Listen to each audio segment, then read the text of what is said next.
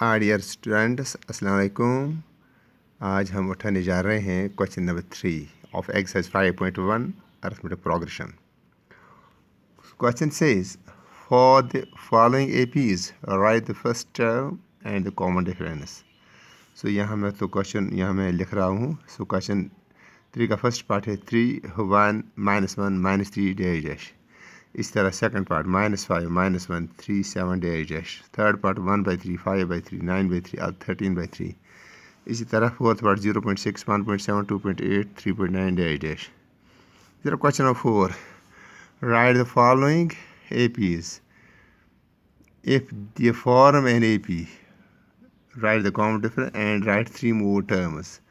सो आपको देखने चाहिए AP में है या नहीं है। इस तरह 2 4 8 16। चलो हम पहले उठाने जा रहे हैं क्वेश्चन नंबर 3 का फर्स्ट पार्ट।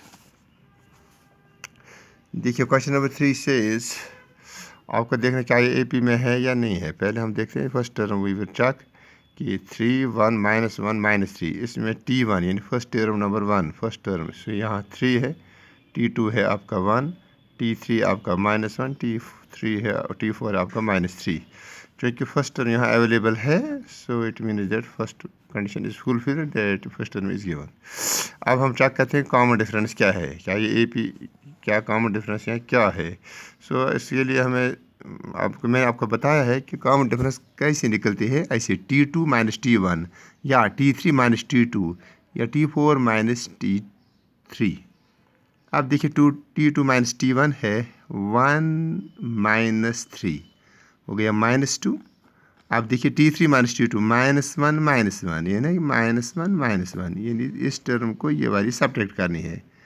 जो सेकंड वाली टर्म को उसको पहली वाली टर्म सब्ट्रैक्ट करनी है, इसे थर्ड को सेकंड वाली टर्म सब्ट्रैक्ट करनी है, फोर्थ को थर्ड वाली टर्म सब्ट्रैक्ट करनी है। सो हो गया -1 - 2 दैट इज इक्वल टू -2। इस तरह T4 - T3 हो गया -3 minus of -1, so -3 + 1 that is equal to -2। आप देखिए यहाँ तो आपको है T4 - T3 is equal to T3 - T2 is equal to T2 - T1. So this is equal to -2. Since common difference is same, therefore first term is also given, that is equal to 3, and common difference is -2 यानी D is equal to -2 complete. इस तरह आप देखिए second part भी आसान है। अब third part देखिए 1/3 5/3 9/3 13/3। यहाँ देखिए पहली टर्म है यहाँ आपको 1/3। अब हम चेक करते हैं कॉमन डिफरेंस T2 - T1 हो गया 5/3 -1/3 हो गया 5 - 1/3 हो गया 4/3 5 - 1 दैट इक्वल टू 4/3। इस तरह T3 - T2 हो गया 9/3 -5/3 हो गया 9 - 4/3 हो गया 4/3। इस तरह T4 - T3 हो गया 13/3 -9/3 that is equal to 13 - 9 divided by 3 equal to 4/3। Therefore common difference throughout is same, that is equal to D equal to 4/3। अब इसी तरह आपको देखना है, देखिए फोर्थ फिफ्थ इसी तरह है। अब तो सिक्स्थ पार्ट हम देखिए ये डिसमल वाला 0.6 1.7 2.8 3.9 डैश। यहाँ देखिए A है ना या T1 या A, so that equal to given that equal to T1, so this equal 0.6। अब चेक करिए T2 - T1 हो गया 1.7 - 0.6 हो गया 1.1। इसी तरह T3 - T2 2.8 - 1.7 that is equal 1.1। इस तरह T4 - T3 चेक करो, you again get 1.1।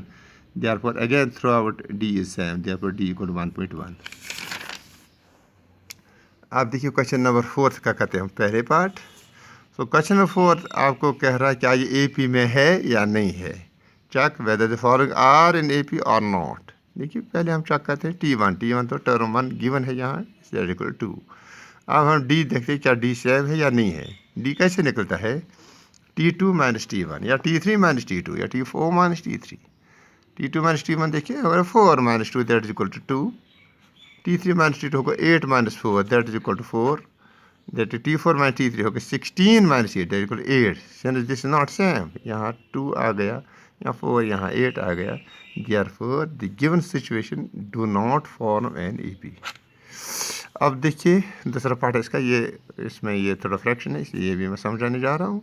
2 5/2 3 7/2 यहाँ A है first term is given that is equal to T1 that is equal 2। अब हम चेक करते हैं T2 - T1 हो गया 5/2 - 2 हो गया 2 टू ज़ार 4 होगा 5-4/2 दैट इज इक्वल टू 1/2 यानी आधा। जैसे है ना 5/2 हो गया ढाई, ढाई में से 2 घटाते हैं आपको आधा निकलेगा। इससे 3 में से ढाई निकालेंगे तो आधा निकलेगा।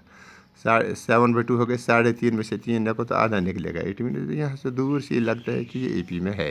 अब हम चेक करते हैं T3 - T2 हो गए 3 - 5/2 हो गए 2 3 ज़ार 6 - 5 डिवाइड बाई 2 1/2 या T4 - T3 चेक करिएगा हो गया 3 - 7/2 - 3 7/2 - 3 हो गए 7 - 2 3 ज़ार 6/2 हो गए 1/2 therefore D is throughout same therefore the given situation is in AP। सो आपको यहाँ मज़ीद 3 टर्म निकालने हैं। देखिए यह है ना फर्स्ट मान लो ये फर्स्ट टर्म है A, या ये हो गया A + D, ये हो गया A + 2D, ये हो गया A + 3D। आपको मज़ीद जो 3 टर्म्स निकालने हैं वो आसान निकले। हो गया A + 3D आपको दिया हुआ है। अब A भी दिया हुआ है, A भी हमने निकाला है, A भी दिया हुआ है और D भी हमने निकाला है। अब आपको मज़ीद 3 टर्म्स निकाले आसानी से निकलेंगे वो, यानी A + 4D A + 5D A + 4D A + 5D A + 6D। अब वैल्यू दे दीजिए यू गेट द टर्म्स। मान लो A + 4D मैं निकालता हूँ हो गया 2 + 4 × 1/2 2 2 ज़ार 4 हो गया 2 + 2 दैट इज इक्वल टू 4। इसी तरह दूसरे तो ऐसे निकले A + 5D A + 6D खुद करोगे। आप देखिए इसका ये रूट वाला मैं दिखाने जा रहा हूँ एक पार्ट, 5वां पार्ट 3 + √2 3 + 2√2 3 + 2 3√2।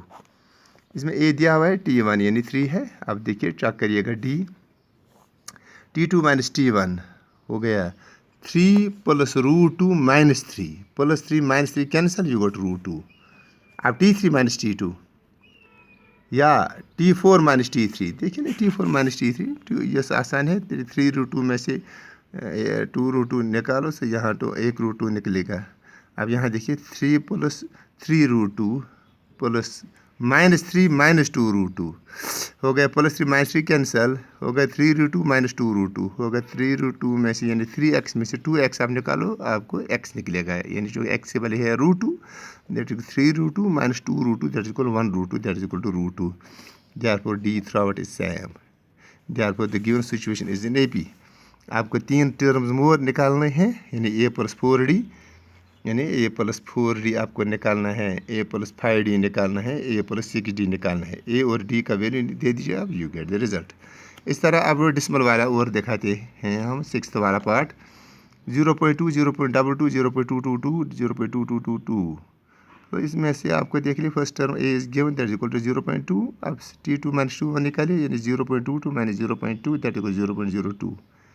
इस तरह T3 - T2 हो गए 0.222 - 0.22 दैट इक्वल 0.002। इस तरह दूसरा निकलेगा 0.0002। इस तरह क्योंकि ये 0.02 not equal to 0.002 not equal to 0.0002 therefore the given situation is not AP because D is not same. यहाँ तो जब D सेम नहीं निकला अब यहाँ मजीद आपको मजबूरी नहीं है कि आप मजीद 3 टर्म निकालो क्योंकि AP में है नहीं, इसलिए मजबूरी नहीं है कि आप मजीद 3 टर्म निकालो।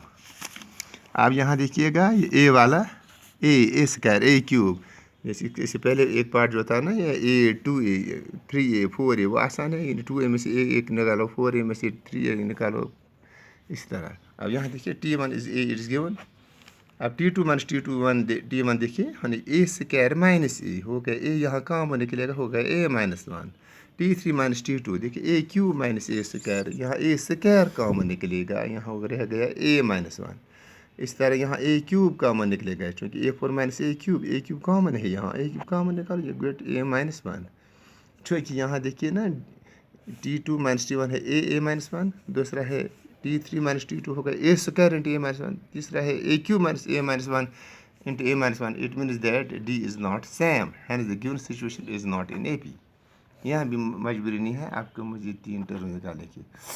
अब यहाँ देखिएगा आप दूसरा 12th पार्ट √2 √8 √18 √32 रूट इसको थोड़ा मैं सिंपलीफाई करने जा रहा हूँ। रूट इसी तरह रखिएगा आप जो है ना 8 इसमें एक परफेक्ट स्क्वायर लिखिएगा, परफेक्ट स्क्वायर हो गया 4 इसमें यानी 4 2 ज़ार 8 यानी √8 को हम लिख सकते हैं √4 × √2। इस तरह √18 में से एक परफेक्ट नंबर आप निकालो यानी 9 परफेक्ट स्क्वायर है ना 9 2 ज़ार 18 √9 × √2 इसे 32 हो गए 16 2 ज़ार 16 परफेक्ट स्क्वायर है। क्योंकि यहाँ स्क्वायर रूट कैंसिल भी हो सकता है। ये होगा √4 हो गया √2 स्क्वायर इंटू √2, ये हो गया √3 स्क्वायर इंटू √2, ये हो गया √4 स्क्वायर इंटू √2, अब ये हो गया √2, ये हो गया 2√2, 3√2, 4√2, इसी तरह आ गया ये। अब देखिए, अब T1 निकालिए, हो गया √2 है ना। अब T2 माइनस T1 हो गया 2√2 minus 1√2 that is equal √2, T3 minus T2 हो गया 3√2 माइनस 2 दैट इज इक्वल √2। इस तरह it means that D throughout is same. So if D is same, you get D, you get first term, therefore you can find easily A plus 4D, A plus 5D, A plus 6D.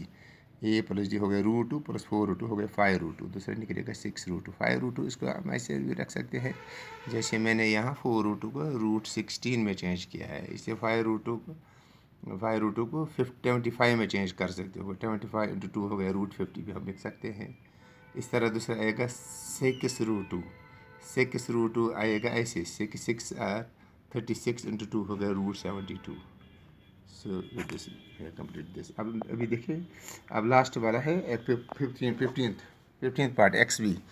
1 square 5 square 7 square 73, 1 square हो गया 1, 5 square 25, 7 square हो गया 49, 73 है ये। अब देखिए A = 1, it is 1। T2 minus T1 देखिए, 25 में से एक घटाइए हो गया 24। T2 3 माइनस T2 हो गया 49 minus 75 that is equal 24। 73 minus 49 that is equal to 24. It means that D throughout is same. Therefore, the given situation is in AP. Therefore, 3 more terms are A plus 4D, A plus 5D, A plus 6D. So, आप A और D का value दे दीजिएगा, you get the result. Hence, we have completed this exercise. Thanks.